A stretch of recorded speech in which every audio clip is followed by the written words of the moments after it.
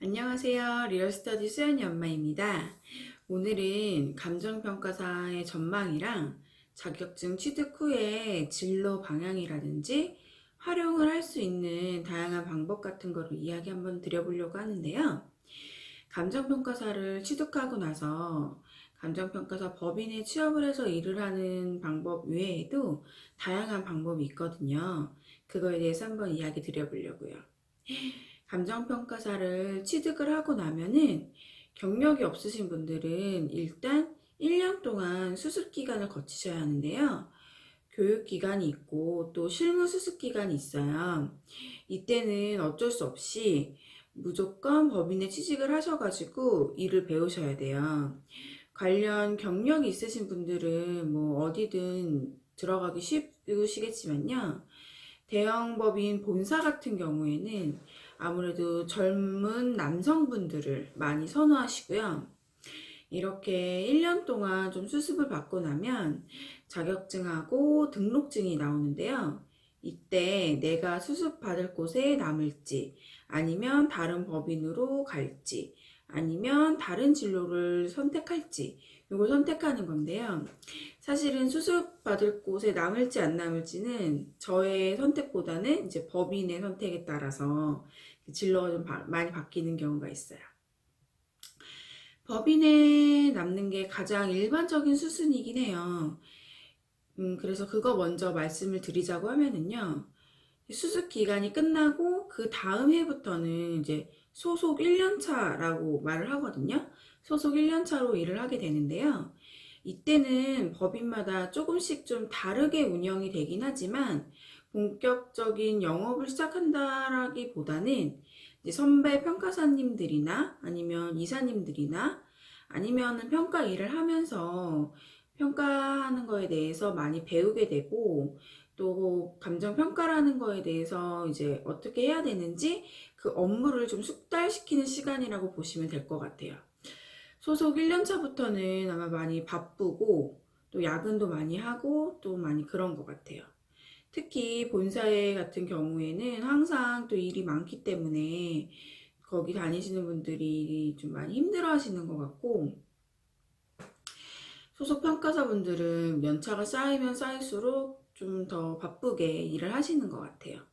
그리고 나서 좀 연차가 쌓이면은 이제 점점 이제 영업을 시작하게 되는데요. 법인마다 영업 가능한 연차 수가 조금씩은 있어요.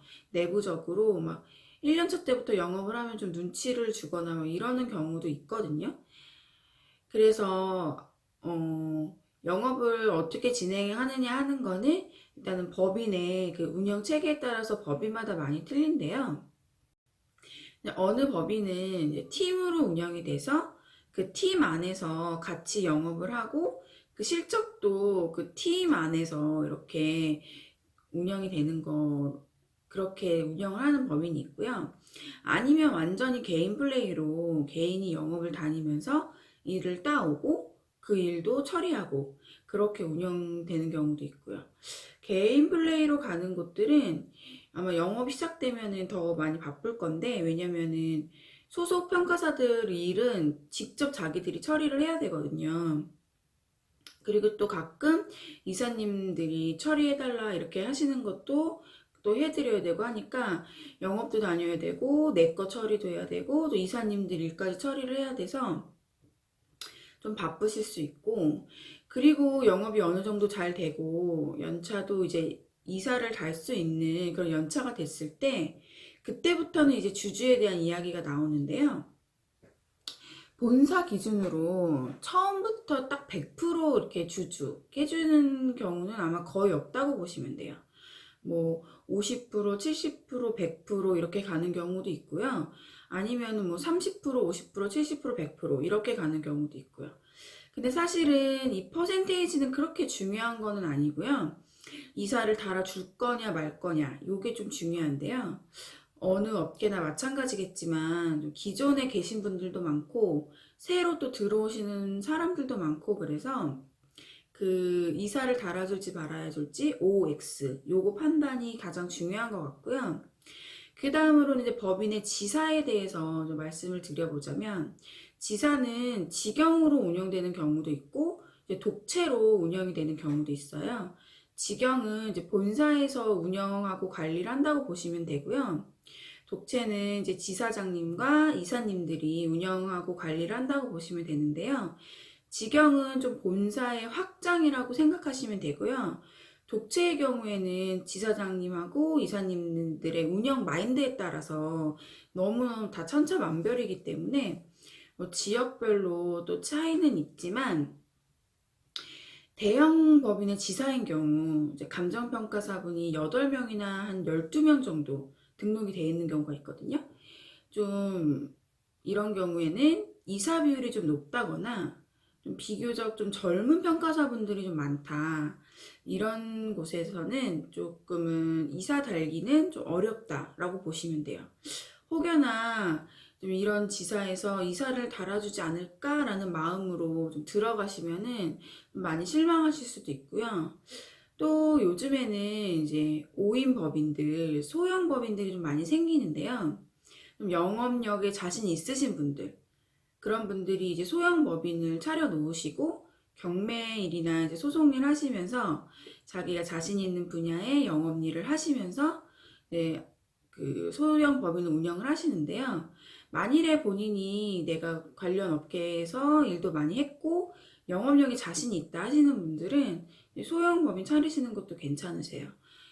영업력이 있는데 본사에서 이사를 좀 안 달아준다 하면은 이제 마음에 맞는 몇 명하고 모여가지고 소형 법인도 요즘에는 좀 많이 설립을 하거든요. 저희 동기분들도 하나 차리신 걸로 알고 있어요. 좀 여자분들이 또 많이 하시는 방법인데요. 저처럼 이제 프리랜서로 일을 하는 건데, 이제 주로 이제 내가 직접 영업해서 들어오는 일, 내 이름으로 들어오는 일을 주로 하고, 어느 정도 그거에 대한 인센티브 받고 이제 처리를 해주는 경우인데요.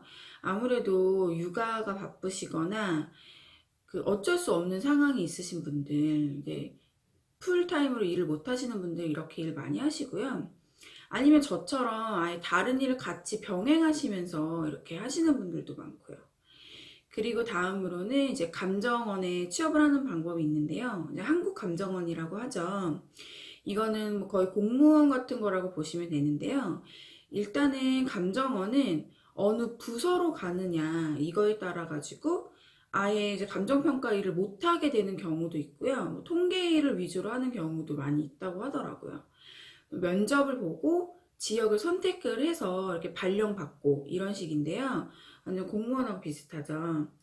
그래도 뭐 마찬가지로 안정적으로 일을 할 수 있고요. 영업에 대한 이제 압박이 없다 보니까, 영업에 대한 압박이 없다 보니까 편안한 마음으로 좀 일하시고 싶은 분들이 많이 이제 찾으시는데요. 항상 인기가 많죠. 특히 젊은 여자분들이 많이 좋아하시는 것 같더라고요. 이제는 이제 다른 방향으로 말씀을 드리자면 일단 가장 많이 가시는 분야는 은행 심사팀에 가장 많이 가세요. 경력이 한 3년에서 4년 정도 되면은 은행 심사팀으로 가셔가지고 이제 전문 계약직이 돼가지고 평가서 들어오는 거 내가 심사 보고 적정한지 적정하지 않은지 요거를 판단을 하거나 아니면은 이제 자체 감정이라고 있어요. 내부에서 이제 평가가 가능한 일들, 그런 일들을 하시는 건데요. 이 일도 그렇게 법인처럼 막 바쁘지도 않고 영업에 대한 압박도 없기 때문에 많이들 가시고요. 사실은 뭐 비밀이긴 한데 조금 빡센 곳도 있긴 해요. 여자분들이 더 많이 가시고 남자분들은 몇 년 은행 쪽에서 일을 하시면서 인맥을 조금 쌓으시고 나오셔가지고 법인 쪽에 들어가시는 분들도 좀 많고요. 은행 쪽에서 쭉 일하시는 경우도 있고요. 은행 일은 감정평가 경력에는 포함이 안 돼요. 그렇기 때문에 기본 좀 5년 정도는 평가 일을 하시고 들어가시는 거를 저는 추천을 드리고요. 그리고 은행을 정직원으로 취업하시는 경우도 봤는데요. 그거는 따로 이제 시험을 또 준비를 하셔가지고 들어가시는 거고, 이렇게 하신다고 하시면은 감정평가서 자격증은 이제 플러스 알파 효과, 스펙으로 가져가시는 걸로 볼 수 있는데요. 취업을 하셔도 감정평가 관련된 일을 많이 하시겠죠? 다음으로는 신탁회사나 증권사나 자산관리회사에 취업하시는 경우도 좀 많이 봤거든요. 이곳에서는 이제 자산 평가나 수익률을 관리하거나 개발 사업에 대해서 이제 사업성 검토 이런 업무들을 위주로 하시는데요. 이런 분야에서도 좀 티오가 많이 나오기는 해요. 그리고 여기에서 그 취업을 하셔가지고 다니시면서 인맥 관리 좀 잘 하시고 좀 이미지 관리 잘 하신 다음에 법인으로 다시 나오시면은 아주 좋아요. 그런 분들은 좀 날개 달고 일을 하실 수가 있고, 근데 이제 많은 분들은 신탁회사나 좀 자산관리 회사 쪽에 그냥 쭉 가시는 분들도 많이 있거든요. 아무래도 좀 수입이 좀 다르다 보니까 또 영업을 또 하시기 싫으신 분들, 이런 분들은 그냥 신탁회사나 자산관리 쪽 이런 데서 쭉 가시는 것 같아요. 뭐 신탁회사도 물론 영업을 하기는 하지만요. 아무래도 전문 자격증이 있으신 감정평가사 분들한테 영업을 직접적으로 시키는 거는 아닌 것 같더라고요. 이것도 이제 회사마다는 틀리겠지만요. 그리고 다음으로는 이제 공사에 취직을 하는 건데요. 뭐 LH나 SH 아니면 자산관리공사 같은 데 취직을 하는 경우인데, 이것도 이제 별도로 이제 시험 준비는 하셔야 되는 거고요. 감정평가사 자격증이 이제 플러스 알파 효과가 되는 거겠죠? 이렇게 들어가시는 분들도 아무래도 평가 관련 일들을 많이 하실 것 같아요. 그리고 마지막으로 이제 개인 사무소를 하시는 건데요. 경력이 이제 5년이 되면은 경매를 하실 수가 있고, 7년이 되면은 소송 일을 하실 수가 있어요. 그래서 이제 개인 사무소를 차려가지고 이런 일 위주로 하시는 건데요. 사실 최근에는 이제 경력 기간을 좀 단축시키려고들 많이들 노력을 하세요. 이게 앞에서도 말씀드렸다시피 좀 이해관계가 좀 복잡하기 때문에 아직은 이제 확정되지는 않았는데, 그 영역 그 기간을 좀 단축시키려고들 많이 노력을 하시거든요. 단축되면은 이제 신규로 들어오시는 분들이나 경력이 좀 적으신 분들한테는 좀 괜찮으시겠죠? 아니면은 그 영업력이 되시는 분들은 다른 영업 일을 하시면서 이제 개인 사무소만 하시는 분들이 있고요. 아니면 저처럼 이제 중개소 일을 병행해가지고 사무소 일을 보시는 경우도 많이 봤고요. 법인 사무실은 이제 두세 분 정도 모이셔가지고 같이 사무실을 쓰면서 여직원 하나 두시거나 이제 남직원 하나 두시고 편하게 일들을 많이들 하시려고 사무실을 많이 차리시는 것 같더라고요. 사실은 이제 감정평가사 일에서 수입은 내가 어떻게 일을 하느냐에 따라서 사실 천차만별이에요. 그렇기 때문에 오늘은 이제 수입 이야기는 안 했고요. 진로나 이제 전망, 앞으로 그 진로 방향, 이거에 대해서만 말씀을 드렸어요. 많은 분들이 이제 평가사 준비를 하시면서 좀 걱정이다. 어떻게 해야 될지 모르겠다. 뭐 시험을 준비를 하는데 시간은 오래 걸리는데 이만큼 내가 어려운 시험을 투자할 만한 가치가 있으냐 없으냐, 지금 업계가 어떠냐, 이렇게 많이 물어보시는데요. 제가 생각했을 때는 사실은 5년 이상 수험 기간이 길어진다면 좀 투자할 가치는 점점 좀 떨어지는 것 같고요. 5년 안에 합격을 하신다고 하시면 충분히 투자해볼 만한 가치가 있다라고 말씀을 드리고 싶어요. 감정평가 법인 일은 좀 레드오션일 수도 있는데요. 아직은 우리가 할 수 있는 분야도 좀 많고요. 다양한 방면에서 활용도도 높고, 또 그 어떤 자격증보다도 유일무이하게 부동산 쪽에서 가장 전문가 대접을 받을 수 있는 자격증이기 때문에 스스로 내가 자격증을 따서 내 파워를 좀 스스로 만드신다고 하시면은 일 정말 재밌고요. 또 나름 보람도 있고요. 괜찮은 직업인 것 같기는 해요. 또 감정평가사 준비하시는 분들은 내가 진짜 정석으로 법인에 올인을 해가지고 이 일을 해야 되는데 이게 레드오션이라서 내가 여기 들어가야 되나? 이렇게 생각하시는 것보다는 법인에 다니면서 일을 열심히 하시고 일을 제대로 배우시고 내가 이 일을 내 걸로 만들어가지고 법인에 남을지 아니면 내가 내 길을 새로 개척해 나갈지를 좀 스스로 결정하셔야겠다는 마음으로 일을 시작하시거나 아니면 공부를 하셨으면은 참 좋을 것 같다. 그런 생각을 해봐요.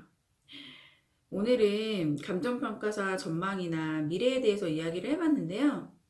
공부 준비하시는 분들이나 감정평가사에 대해서 좀 궁금하셨던 분들 좀 많이 도움이 되셨길 바라겠고요. 저는 또 다음 시간에 더 재밌는 이야기 가지고 오겠습니다. 오늘 하루도 행복한 하루 되시고요. 어제보다 또 행복한 하루 되시고요. 그동안 리얼스터디 수연맘이었습니다. 감사합니다.